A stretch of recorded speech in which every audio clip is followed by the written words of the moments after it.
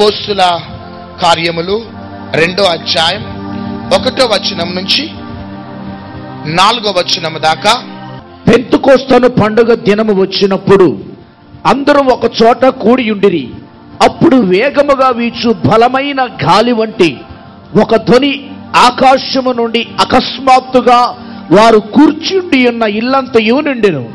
మరియు అగ్ని జ్వాలల వంటి నాలుకలు విభాగింపబడినట్లుగా వారికి కనబడి వారిలో ఒక్కొక్కని మీద వాలగా అందరూ పరిశుద్ధాత్మతో నిండిన వారై ఆ ఆత్మ వారికి వాక్శక్తి అనుగ్రహించిన కొలది అన్య భాషలతో మాట్లాడసాగిరి. హల్లెలూయా, హల్లెలూయా.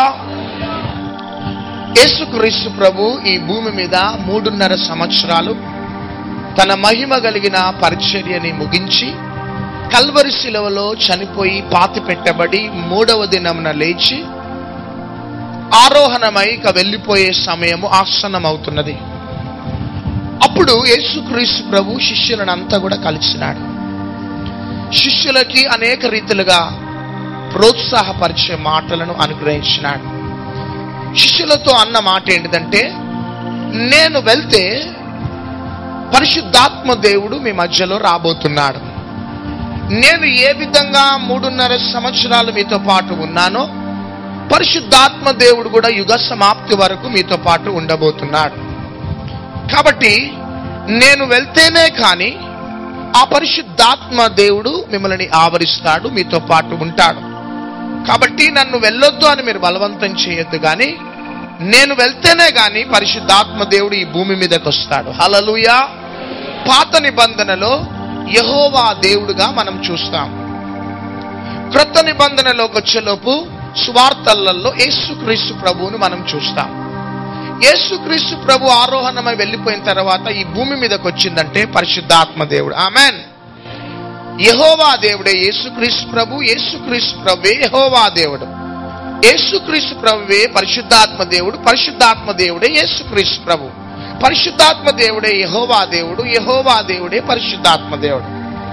అయితే యేసుక్రీస్తు ప్రభు అన్న మాట ఏంటంటే, నేను వెళ్ళిపోతున్నాను కాబట్టి మీరు ఒంటరి వారు కాదు, మీతో పాటు పరిశుద్ధాత్మ దేవుడు ఉండబోతున్నాడు. అయితే పరిశుద్ధాత్మ మీ మీదకి వచ్చినప్పుడు మీరు శక్తి నొందెదరు. ఆమెన్, హల్లెలూయా. పరిశుద్ధాత్మ మీ మీదకి వచ్చినప్పుడు మీరు శక్తి నొందెదరు. మీరు యెరూషలేములోను యూదయ సమరయ భూదిగంతముల వరకు మీరు నా సాక్షులయ్యుందురు అని యేసుక్రీస్తు ప్రభు మహిమ కలిగిన వాగ్దానం చేసేసి వెళ్ళిపోయినాడు. వెళ్ళిపోయిన తర్వాత శిష్యులంతా కూడా ఆ దినం నుంచి తెలియని ఒక భయము, ఆందోళన ప్రారంభమైంది. ఎంతైనా యేసుక్రీస్తు ప్రభు ధైర్యపరిచి వెళ్ళినప్పటికీ కూడా వారి మధ్యలో సంథింగ్ ఆర్ ది అదర్ ఒక ఫియర్ అనేది, భయం అనేది నిత్యము వారిని ఆవరిస్తూ కన్ఫ్యూజన్స్ లో, పజిల్లో వారు ముందుకు సాగుతూ ఉన్నారు. ఆ సమయంలో అకస్మాత్తుగా మేడగదిలో వారందరూ కూడా ప్రార్థన చేస్తున్నప్పుడు ఆ యొక్క దేవుని యొక్క ఆత్మ వారిపై దిగటం, వారందరూ కూడా పరిశుద్ధాత్మ చేత నింపబడి అన్య భాషలతో స్తుతించటం. దాని తర్వాత పేతురు వెళ్ళి ఒక్క ప్రసంగం చేయటంను బట్టి 3,000 మంది రక్షింపబడ్డారు. అప్పటి నుంచి కూడా ఉజ్జీవం అనేది ఈ భూమి మీద రగులుకోవటం మనం చూస్తాం. ఈ దినాలలో ప్రతి ప్రసంగాలలో, ప్రతి ప్రార్థనలలో సార్వత్రిక సంఘము వాడే మాట ఏంటిది అంటే ఉజ్జీవం, ఉజ్జీవం, ఉజ్జీవం. ప్రార్థనలలో ప్రభువా మాకు ఉజ్జీవం కావాలి అనేసి అంటాం. దైవ సేవకులు ప్రసంగాలలో మనం ఉజ్జీవింపబడాలి అని వర్తమానాలు ఇస్తూ ఉంటారు. ఈ ప్రెసెంట్ డేస్లలో ప్రతి ఒక్క సేవకుల్లో నుంచి, విశ్వాసులలో నుంచి రెగ్యులర్ గా వచ్చే మాట ఏంటిది అంటే ఉజ్జీవం, ఉజ్జీవం, ఉజ్జీవం. హల్లెలూయా. అసలు ఉజ్జీవం అంటే ఏంటిది? ఉజ్జీవం అనగా దేవుడు భూమి మీద ఉద్రిక్తంగా పనిచేస్తూ రోషముతో, ఆసక్తితో తన కార్యాన్ని జరిగిస్తూ ఉండటమే ఉజ్జీవం. ఆమెన్, హల్లెలూయా. దేవుడు ఈ భూమి మీద ఉద్రిక్త వాతావరణముతో పనిచేస్తూ రోషముతో అత్యాశక్తితో తన కార్యాన్ని జరిగిస్తూ ఉండే స్థితి ఒక ఉజ్జీవం. ఉజ్జీవం అనగా దేవుడు ఈ భూమి మీద దిగటము ఒక ఉజ్జీవం. గట్టిగా చప్పట్లు కొడదాం. హల్లెలూయా. దేవుడు బహుబలముగా ఈ భూమి మీద ప్రజలపై, పట్టణాలపై, దేశాలపై దిగటమే ఆ వాతావరణము, ఆ పరిస్థితియే ఉజ్జీవం. దేవుడు ఒక కుటుంబంలో కానీ, ఒక సంఘంలో కానీ, ఒక పట్టణంలో కానీ, ఒక సహవాసంలో దిగి రావటమును బట్టి ఆ స్థితి ఏ విధంగా ఉంటుందంటే ఎవరు కూడా ఇక మాట్లాడలేరు. ఆమెన్. హల్లెలూయా. దేవుడు లిటరలీ దిగి రావటమే ఉజ్జీవం. ప్రియ దేవుని బిడ్డలారా, మనం అరుచుకుంటూ కేకలు వేయటమును బట్టి అది ఉజ్జీవం కాదు. మనము చెమటలతో, మనము గంతులతో నాట్యమాడుతూ పరిగెత్తుతూ ఉండటము, దట్ ఈస్ నాట్ రివైవల్. అది ఉజ్జీవం కాదు. బైబిల్ గ్రంథంలో రియల్ ఉజ్జీవం ఏంటిదంటే దేవుడు పరలోకాన్ని విడిచిపెట్టి ఈ భూమి మీద స్వయంగా దిగి రావటమే ఉజ్జీవం. గట్టిగా చప్పట్లు కొడదాం. ఆ సమయంలో లోకం అనే మాట ఏంటిదంటే దేవుడు మౌనముగా లేడు, దేవుడు పని చేస్తూ ఉన్నాడు. హల్లెలూయా, హల్లెలూయా. ఆ సమయంలో దేవుడు దిగి వచ్చినప్పుడు ప్రజలలో, పట్టణాలలో దైవిక భయము ప్రారంభమవుతుంది. దేవుడు లేడని ఏ విధంగా నాస్తికులు దేవుడు లేడు అని అనే గుంపు ఉంటుందో వారి నోటి మాటలు ముయ్యబడతాయి. గట్టిగా చప్పట్లు కొడదాం. క్రైస్తవులను ఎగతాళి చేసేవారు మౌనంగా అయిపోతారు. క్రైస్తవులపై విరుచుకుపడే గుంపులన్నీ కూడా మౌనమైపోతాయి. అప్పుడు వారనే మాట ఏంటిదంటే దేవుడు మౌనముగా లేడు, ఈ పట్టణంలో దిగి వచ్చినాడు. అప్పుడు నాస్తికులు ఏం మాట్లాడలేరు. దేవునిపై, క్రైస్తవులపై, క్రైస్తవ సంఘాలపై తిరగబడే ప్రజలు ఏం మాట్లాడలేకపోతారంటే వారిలో దైవిక భయము ప్రారంభమైంది. బికాస్ దేవుడు క్రైస్తవులపై దిగి ఉన్నాడా, ఆయన కదులుతూ ఉన్నాడు. అప్పుడు భూమి కంపిస్తుంది. ఆమేన్.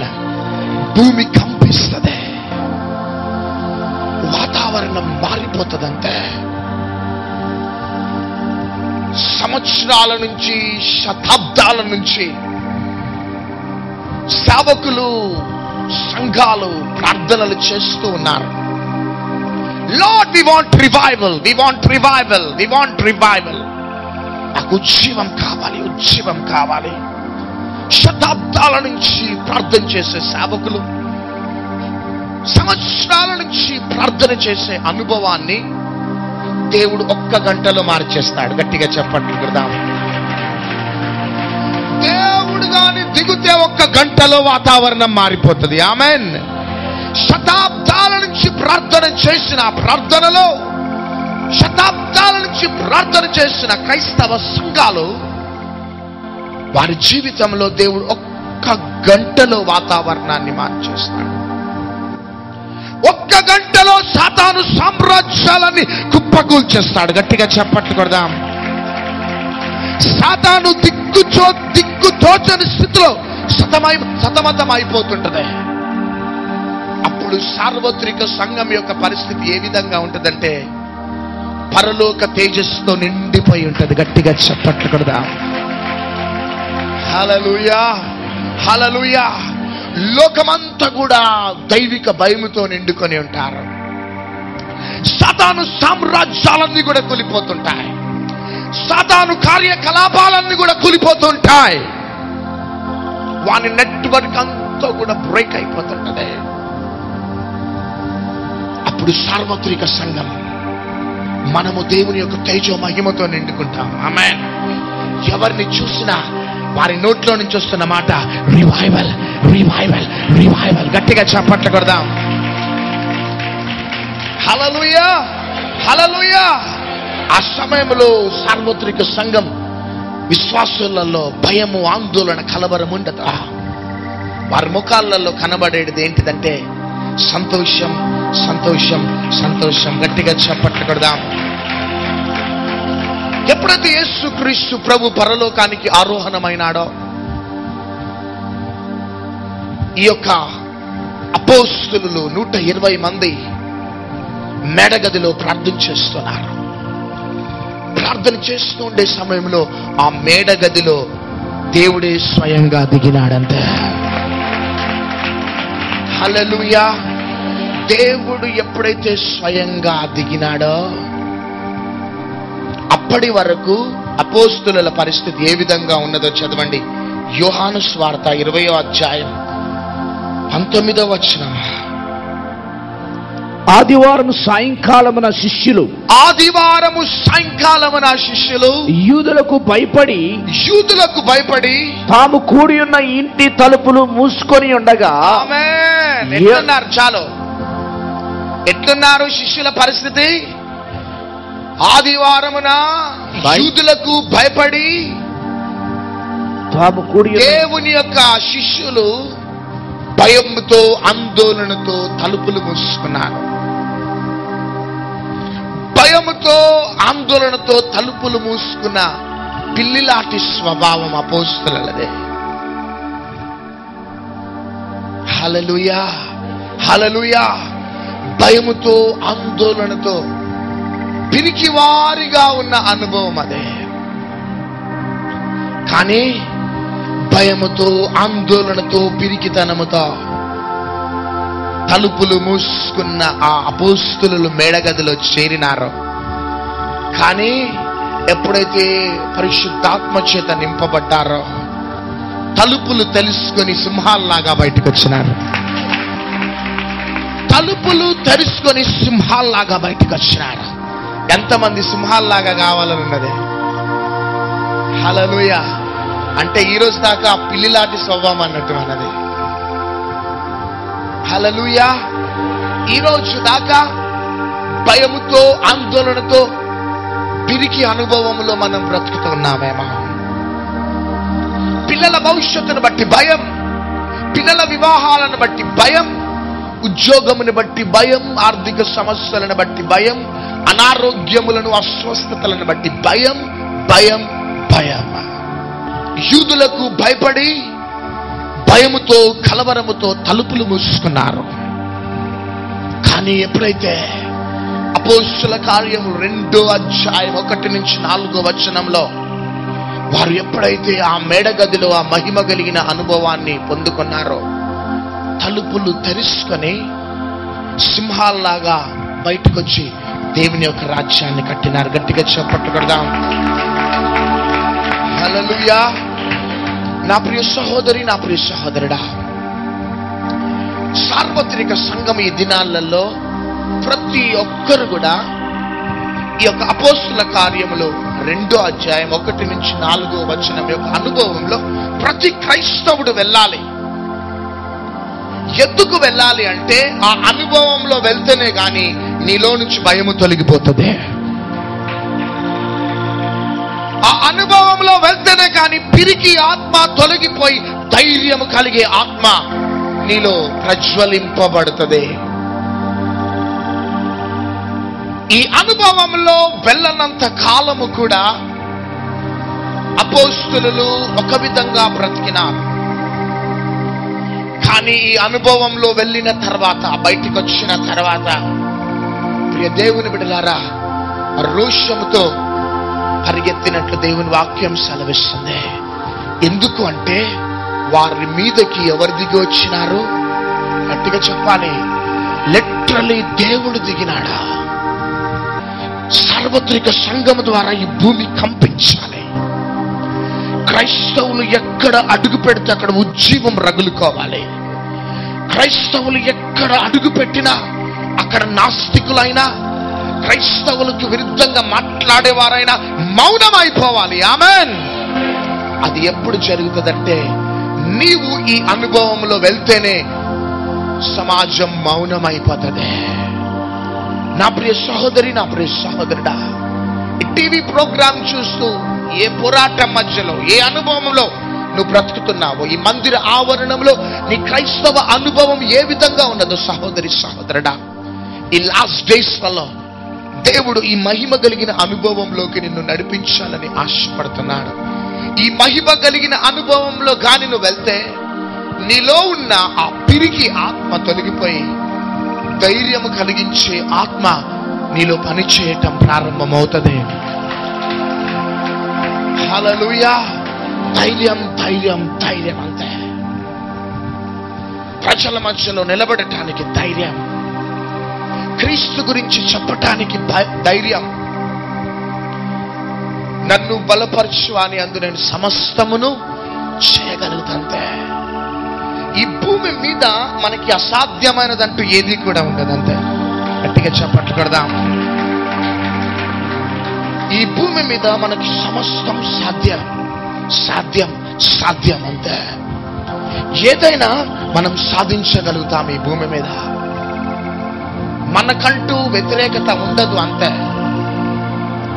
హైదరాబాద్ లో ఎస్పీజీలో 5 years బ్యాక్ నేను మినిస్ట్రీ స్టార్ట్ చేసిన. 5 years బ్యాక్ బెల్లంపల్లి నుంచి కీబోర్డ్ వేసుకొని ఏపీ జనరల్ కంపార్ట్మెంట్ లో కూర్చొని సికింద్రాబాద్ లో దిగి కీబోర్డ్ వేసుకొని గుంటూరుకి వెళ్ళేవాడు. గుంటూరులో మీటింగ్ కంప్లీట్ చేసుకొని మరలా కీబోర్డ్ వేసుకొని పల్నాడు ట్రైన్ కి మార్నింగ్ మరలా సికింద్రాబాద్ లో దిగి మరలా నేనే కీబోర్డ్ పెట్టుకొని ఆరాధన చూసుకున్నప్పుడు 30 మంది 20 మంది వస్తుండేవారు. ఆరాధన కంప్లీట్ చేసుకొని మరలా మచిలీపట్నం ట్రైన్ ఎక్కి విజయవాడలో దిగి మరలా 6 o'clock పినాకిని ట్రైన్ ఎక్కి నెల్లూరులో దిగి నెల్లూరులో థర్స్డే మీటింగ్ చూసుకొని మరలా అక్కడ రప్తసాగర్ ఎక్కి 11 o'clock ఇక్కడ దిగేవాడను. నేను ట్రైన్ ఎక్కుతూ ఉన్నప్పుడు అందరూ హేళనాస్పదంగా చూసేవారు. ట్రైన్ దిగినప్పుడు హేళనాస్పదంగా చూసేవారు. మీటింగ్ జరిపిస్తూ ఉంటే అందరు కూడా నన్ను హేళన చేసేవారు. కానీ ఎంత హేళన చేస్తున్నా నాలో ఉన్న రోషం కలిగిన ఆత్మ నన్ను ధైర్యపరుస్తూ ఉంటాడు. వెళ్తున్నాడు కదా, ఏం సాధిస్తాడో చూద్దాంలే అని చాలా మంది అనుకునేవారు. కానీ నా అంతరంగంలో ఆ రోషము కలిగిన ఆత్మ ఒక దినమున నిన్ను దేశం యొక్క ఉన్నత స్థాయిలోకి నేను తీసుకొని వెళ్తా. 7 హైదరాబాద్ మినిస్ట్రీ స్టార్ట్ అయింది. ఇప్పుడు 15,000 మందిగా దేవుడు ఆరాధిస్తాడు. హల్లెలూయా హల్లెలూయా హల్లెలూయా. ప్రతి క్షణం ప్రజలు నన్ను హీనపరుస్తున్నప్పుడు, నిరుత్సాహపరుస్తున్నప్పుడు నాలో ఉన్న ఆ సూపర్ న్యాచురల్ అనాయింటింగ్, ఆమేన్ హల్లెలూయా, నాలో ఉన్న ఆ అసాధారణమైన ఆత్మ మాటి మాటికి నన్ను ఉజ్జీవింపచేసింది. నాతో కాదు ప్రభు అన్నప్పుడు నాలో ఉన్న ఆత్మ అనేది ఏంటిదంటే, నీలో ఉన్నవాడు లోకంలో ఉన్నవాడి కంటే గొప్పవాడు. బెటా డోంట్ వరీ, నువ్వు సమస్తం సాధించగలుగుతావు నానా అని రోషాన్ని పుట్టిస్తుండేవాడు నాలో ఉన్న దేవుని ఆత్మ. అప్పటిదాకా పిరికితనం ఉండే అనుభవము ఒకటేసారి సింహంలాగా పులిలాగా విజృంభించి నేను దేవుని కోసం ఏమైనా సాధించగలుగుతాను, దేవుని కోసం ఏదైనా సాధించగలుగుతాను, నా దేవుడు రోషము కలిగిన దేవుడని ధైర్యముతో ఈ మాటలు చెప్పటం అనేది జరిగింది. 3 బెల్లంపల్లి పరిచర్య ప్రారంభించబడ్డప్పుడు 3, 7, 20 మంది వచ్చినప్పుడు నాలో ఉన్న రోషము కలిగిన అభిషేకం ఏమనేదంటే, ఆంధ్రప్రదేశ్, భారతదేశం అనేక రాష్ట్రాల నుంచి ప్రజలు వెతుక్కుంటూ బెల్లంపల్లికి రాబోతున్నారు. హల్లెలూయా. అప్పుడు ప్రజలు అన్న మాట ఏంటంటే, పాస్టర్ గారికి ఇది ఉజ్జీవం కాదు కానీ ఇది ఉద్రేకం అనేవారు. స్పెషల్ ట్రైన్స్ పడతాయి, స్పెషల్ బస్సెస్ పడతాయి, బెల్లంపల్లిని వెతుక్కుంటూ ప్రజలు వస్తారని నాలో నుంచి ఆ ఉద్రేకంతో ఆ పరిశుద్ధాత్మ దేవుడు పనిచేస్తున్నప్పుడు అందరూ హేళనాస్పదంగా చూసేవారు. కానీ ఆ అనుభవము నన్ను ఈరోజు ఈ స్థితిలోకి తీసుకురొచ్చింది. ఇంతటితో ఈ పరిచర్య ఆపేయలేదు. ఆ అనుభవం దేశాన్ని కదిలిస్తున్నది. ఆ అభిషేకం. హల్లెలూయా, హల్లెలూయా. నా ప్రియ సహోదరి, నా ప్రియ సహోదరుడా, నువ్వు ప్రయాసపడనవసరంలే. ఈ అనుభవం ఉంటే నీ పక్షంలో దేవుడు ప్రయాసపడతాడు. హల్లెలూయా. ఈ అనుభవం లేకపోతే నువ్వే ప్రయాసపడతావు. కానీ ఈ అనుభవం గాని నువ్వు పొందుకుంటే నీ పక్షంలో దేవుడే ప్రయాసపడతాడు. నీకు ఓటమి అనేది ఉండదు. Amen. You will always have victory, victory, victory. గట్టిగా చెప్పట్లు కొడదాం.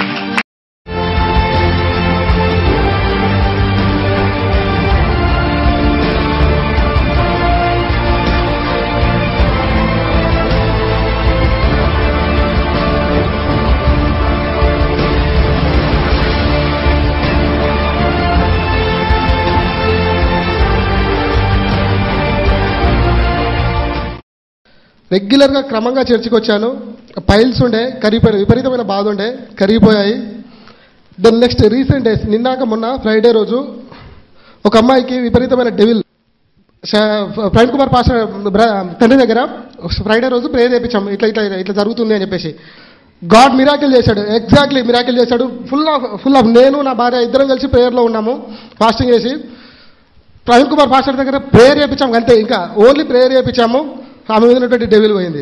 ఒంట్లో ఆరోగ్యం సరిగా లేనప్పుడు విపరీతమైన కడుపులో నొప్పి. అది ఎట్లా ఉందంటే నా ఒళ్ళంతా భయంకరంగా చల్లబడిపోయి, శరీరం అంతా చల్లబడిపోయి భయంకరమైన బాధ.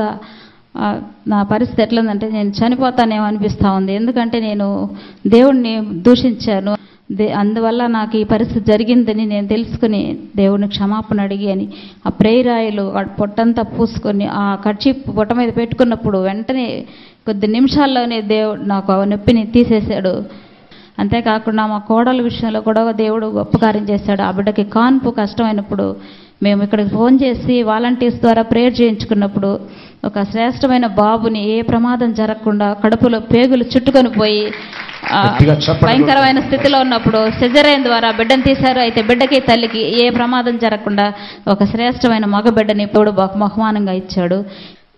పోయిన నెల జనవరి 9వ తారీఖున నా భర్తకు నా పెద్ద బాబుకు డెంగ్యూ జ్వరంతో చాలా బాధపడుతున్నారు. ప్రేయర్ టవర్ ఫోన్ చేసి అన్నయ్య వాళ్ళకి ఫోన్ చేశాను. అన్నయ్య నా భర్తకు పెద్ద బాబుకు డెంగ్యూ జ్వరం చాలా సీరియస్గా ఉంది, ప్రేయర్ చేయండి అన్నయ్య. తగ్గిపోగానే నేను నా భర్తను ఫ్యామిలీతో మొత్తము బెల్లంపల్లికి వస్తామని ప్రేయర్ చేశాను. అలాగే దేవుని దయ వల్ల నా భర్త నా బిడ్డ అందరూ క్షేమంగా ఉన్నారు.